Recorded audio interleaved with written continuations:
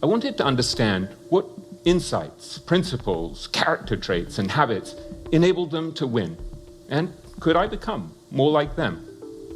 The greatest investors have taught me not only to invest better, but to think better, and possibly even to live better. They don't wake up at 5 a.m. because it's trendy. They don't drink black coffee because a YouTuber told them to. They do it because every second matters when you're building something that will one day buy you freedom. This is not about overnight success. This is about a very specific blueprint, one followed by people who started from nothing and ended up living in glass mansions overlooking the city they used to dream about. So, let's unpack the hidden, often brutal journey from startup hustle to mansion living, the blueprint high rollers followed even when nobody's watching. The dream that looks like a lie. Every entrepreneur starts with a fantasy, the Lamborghini, the mansion, the private jet, the you made it moment. But the truth, 99% never make it. They drown before they even learn to swim. Yet, that 1%, the ones who do make it, don't just get lucky. They follow a path that looks nothing like what social media sells. Their blueprint is cold, strategic, and painfully disciplined. These people don't chase motivation, they chase momentum. They understand something simple but hard to live by. Every reward is built on repetition. If you've ever wondered how people go from selling ideas in small apartments to sipping espresso beside infinity pools, this is their roadmap. Step 1. The nobody phase. Every mansion owner started with a phase. Most people can't survive the nobody phase. It's when your startup isn't making money. It's when your family starts whispering, maybe you should get a real job. It's when your friends stop texting because you're too busy chasing something that's never gonna happen. This phase is brutal. You work 18-hour days, burn through savings, eat cheap food, and pretend you're fine. But this is where the separation happens. The average person wants comfort. The high roller wants control. While others crave validation, they crave creation. They understand something crucial. Obscurity is a gift. Because no one's watching, you can fail quietly, learn fast, and rebuild without headlines. They know the mansion doesn't come from winning once, it comes from losing 100 times and still showing up like nothing happened. Every self-made millionaire had a nobody phase. They hated it, but they also never skipped it. Step 2. The sacrifice season. Once they survive being a nobody, the real game begins, the sacrifice season. This is the stage where life becomes trade-offs. You trade sleep for progress, parties for productivity, comfort for clarity. And the people who can't let go of comfort, they get left behind. This is the season where founders go broke on purpose, not because they want to, but because they're betting on something bigger. They max out credit cards to pay developers. They move back to cheap apartments to fund product launches. They stop talking about success and start acting like it's already theirs. They understand that sacrifice isn't permanent, it's the down payment for wealth. Most people say, I want to be rich, but few can say, I'm ready to live broke for 5 years to build it. That's why high rollers don't see money the same way. For them, money is a tool, not a trophy. And here's what's wild. In this phase, they often look like they're losing. But underneath, their foundations are being poured. Because the blueprint doesn't reward appearance, it rewards endurance. Step 3, the relentless build. This is where the magic finally starts to form. The business is small, but it's moving. The product works, customers start talking, and now, the hustle changes from surviving to scaling. Here's what separates the average hustler from the one who ends up living in that mansion. They stop doing everything themselves. They hire smarter people. They delegate. They build systems instead of staying stuck in tasks. They realize that if their time has a price tag, every minute wasted is money lost. Most startup founders burn out because they never transition from worker to builder. High rollers, on the other hand, shift fast. They build a machine, a business that works even when they don't. They build partnerships, structure operations, and automate growth. They stop chasing clients and start designing ecosystems. And most importantly, they keep expanding their risk tolerance. They invest more when others play safe. They double down when others panic. They see opportunity where the average person only sees danger. Every empire you admire, from a small startup to a global brand, was built during this relentless phase. Because scaling isn't luck, it's execution multiplied by patience. Step 4, the collapse and the comeback. Here's the part no one glamorizes: the collapse. Every high roller has hit it. A lawsuit, a bad partner, a financial crash, a betrayal that makes you question every decision you ever made. At this stage, most quit.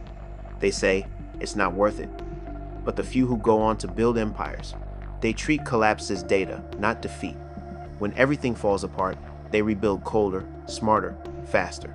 They use pain as fuel. They study every mistake like a surgeon examining scars. They don't get emotional, they get strategic. Because once you've hit rock bottom and survived, fear stops controlling you. And that's the turning point, the invisible line between dreamers and doers. The mansion isn't built by success, it's built by recovery. Because only those who rebuild after collapse earn the right to live above the skyline. Step 5. The silent wealth phase. When their startup finally hits 7, then 8 figures, something shifts. They stop flexing. They stop chasing validation. They go silent not because they're hiding, but because they're focused. You won't see them showing off cash or cars on social media. They're too busy learning how to keep what they've earned and multiply it. This is the stage where wealth becomes strategy.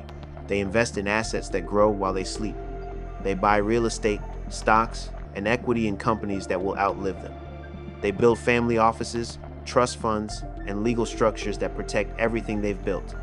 At this point, money doesn't change them, it amplifies who they already are. If they were generous when broke, they become philanthropists. If they were arrogant when small, they become impossible to deal with. And the truth? The mansion isn't even the goal anymore. It's just a milestone, a physical reminder that the grind was real, that they made it out of the nobody phase alive. They realize the real luxury is time, the ability to choose what to do, when to do it, and with whom. Step 6. The power shift. Now comes the stage where they move from playing the game to owning the game. The same startup founder who once begged investors now becomes the investor. The same person who once chased deals now has people pitching to them. They fund ideas, acquire smaller companies, and shape industries. And if you look closely, you'll see that their mindset completely transforms. They stop thinking in thousands or millions, they start thinking in decades. Their decisions are no longer emotional, they're architectural. They think about legacy, influence, and impact. This is the point where the blueprint completes its full circle from hustler to architect. They started chasing a dream.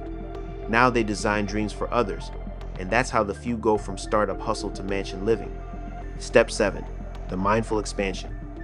Even after reaching massive success, high rollers never stop refining their blueprint. They expand strategically, not recklessly. Every new venture, investment, or partnership is measured, calculated, and aligned with their long-term vision. They understand that scaling isn't about chasing trends or ego. It's about creating systems that sustain growth, influence, and freedom. Mindful expansion ensures that the empire they built continues to multiply without sacrificing the principles, discipline, and clarity that got them there in the first place. This final stage separates temporary winners from enduring legends. The blueprint, they all follow. If you break it down, the pattern is almost identical. Obscurity. No one knows you. You build anyway. Sacrifice. You give up comfort for consistency. Build. You structure your vision into a system. Collapse. You fail, recover, and learn to adapt. Scale. You turn hustle into wealth. Silence. You focus on sustainability. Legacy. Use power to build permanence. That's the blueprint. It's not glamorous, not easy, not fast, but it's real. And every mansion standing tall on a hilltop was once a sketch on a broke dreamer's notepad. The mindset that separates winners. Let's be clear. The mansion isn't built on money alone. It's built on mindset. High rollers see time differently. They measure it not by hours, but by outcomes. They don't chase dopamine, they chase data. When others ask, what if it doesn't work? They ask, what if it does? They know that fear doesn't go away, you just learn to walk with it. They don't wait for motivation, they act their way into it. And above all, they understand this. Wealth isn't about having more things, it's about having more options. Every late night, every risk, every failure is a brick in the mansion. Because before you can live like a high roller, you have to think like one. The real reward. Here's the truth. No one tells you the real reward of the mansion life isn't the house, the car, or the fame. It's standing in silence one night, looking out at the city below, and realizing you built this. Every sacrifice, every sleepless night, every year crazy was worth it. You didn't just make money, you made freedom. And if you're still in the grind, remember this. Every high roller was once where you are now, tired, uncertain, but still moving. Keep building, keep showing up. Because someday, someone will look at your success and call it luck, and you'll smile, knowing it was never luck.